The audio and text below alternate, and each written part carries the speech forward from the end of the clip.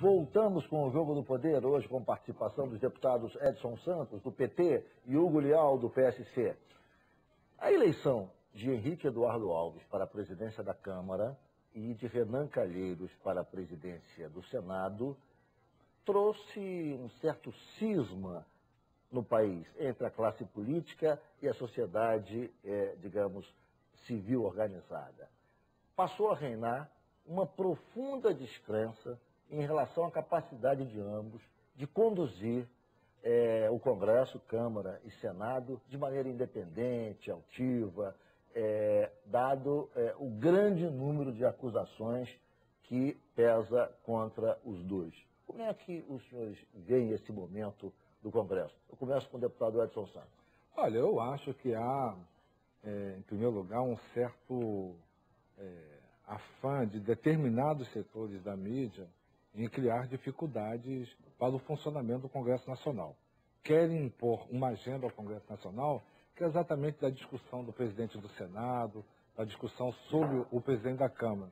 É um homem que tem mais de 40 anos no exercício da função de deputado federal. Pô, se ele é deputado federal, né, faz parte daquele colegiado, ele pode votar e ser votado, né?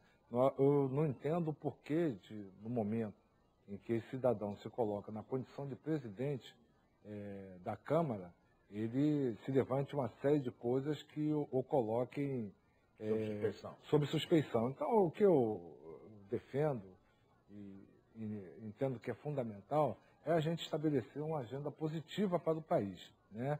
Tem várias demandas, a questão da reforma política está aí colocada para a gente, no Congresso Nacional, dar conta dessa demanda, a questão do financiamento público de campanha, né, o voto em lista, o que, na minha opinião, vai reduzir muito a dependência, né, dos políticos, né, das forças de mercado. Mas eu acho que isso é uma discussão a ser feita pelo Congresso Nacional e que o Congresso Nacional não deve abdicar.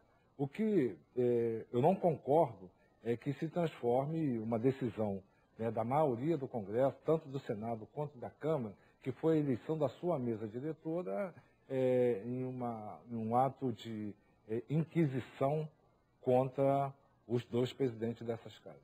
Deputado Hugo Leal, como é que o senhor vê esse momento da Câmara e do Senado tão violentamente atacados por conta da eleição de seus presidentes, contra os quais há inúmeras suspeições, denúncias? O senhor acha que o fato da instituição ser presidida por duas pessoas contra as quais pesam essas denúncias diminui o prestígio, a capacidade, a altivez das duas casas? Não vejo dessa forma, porque foi um processo democrático, não foi imposição. E foi no processo democrático um voto secreto, que eu continuo defendendo o voto secreto para a eleição do presidente. Para a eleição do presidente tem que ter, até porque senão a pressão é o inverso, acaba acontecendo o inverso. E foi escolhido. Foi se apresentado um candidato no Senado, que eu respeito, que eu conheço, gosto do trabalho dele, que é o senador Pedro Táxi. Se apresentou, iria apresentar até um outro, apresentou-se uma candidatura, mas na composição, na conjuntura, foi exatamente esse.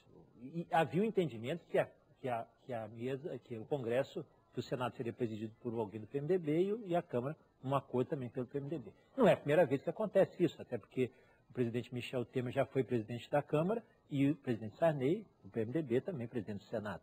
O que eu vejo com preocupação, eu acho que eu sempre vejo as manifestações, quando há um ambiente da sociedade organizada, manifestação, eu acho que isso é interessante. A sociedade precisa se mobilizar democraticamente, atuar, falar e se expressar. Eu acho que isso é importante. Agora, nós vamos ter que ver o resultado.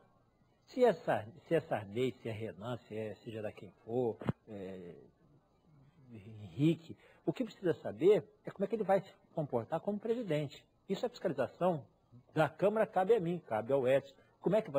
Se ele vai fazer o enfrentamento dessas questões que são importantes para o país. Nós vamos entrar agora, independente se é Renan ou Henrique, nós vamos entrar agora numa discussão que preocupa muito a mim, ao Estado do Rio de Janeiro, que é a questão dos royalties, que é a questão do Fundo de Participação dos Estados, que é a questão da guerra fiscal, do ICMS, que interfere isso nos outros estados.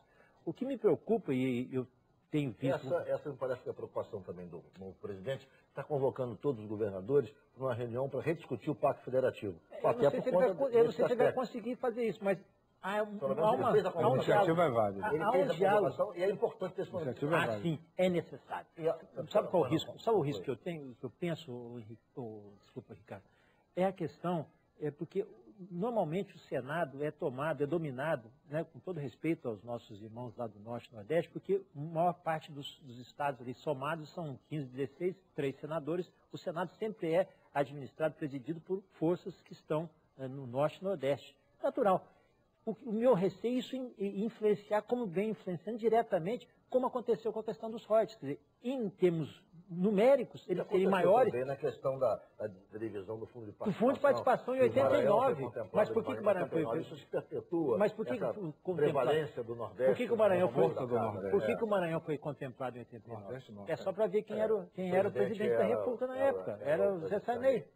Da correlação de força também. Essa questão, quer dizer, na verdade, da rediscussão do Pacto Federativo. Você acha que esse novo presidente, essa nova legislatura, pode, de alguma maneira, ser um pouco mais justa, mais equilibrada? Porque a legislatura passada, que votou a lei dos royalties, tirando do Rio, dos estados produtores, seus direitos, foi absolutamente injusta e contribuiu enormemente para a quebra do Pacto Federativo.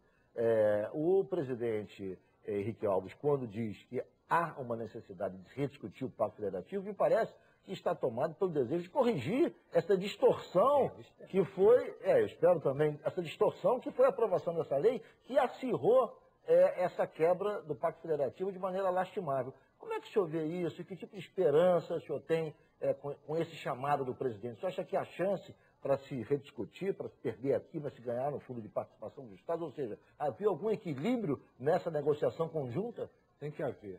Quando o presidente Henrique Eduardo Alves esteve aqui conosco para apresentar sua candidatura, ele se colocou nesse sentido. Eu acho que ele tem que fazer, como presidente da Câmara, uma verdadeira pregação, né, pelo país, visitando os estados e os governadores, principalmente, no sentido de sensibilizar para essa discussão do novo Pacto Federativo. Porque, na verdade, Ricardo, nós temos municípios nesse país que não têm condição de se manter sem depender do repasse que a União faz.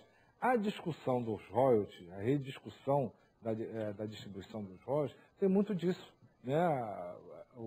Era colocado na Câmara, no plenário da Câmara, que agora os prefeitos teriam dinheiro, né? Exatamente o recurso do royalties que seria redistribuído, que seria a salvação deste município. Nós sabemos que não será suficiente e vai agravar essa situação aqui do Rio de Janeiro. Portanto, eu acho que o Henrique Eduardo Alves, que contou com o meu voto secreto, mas contou com o meu voto, né, até por conta do acordo que o PT, né, fez com o PMDB, nós zelamos por cumpri-lo, né, ele deve colocar isso com principalidade. Eu acho que a questão da discussão dos royalties, que vem sendo colocados, né, por algumas lideranças na Câmara e no Senado, deve ser colocado em segundo plano em função dessa rediscussão do Pacto Federativo. Ok, vou fazer um rápido intervalo, o Jogo do Poder de volta em 1 minuto.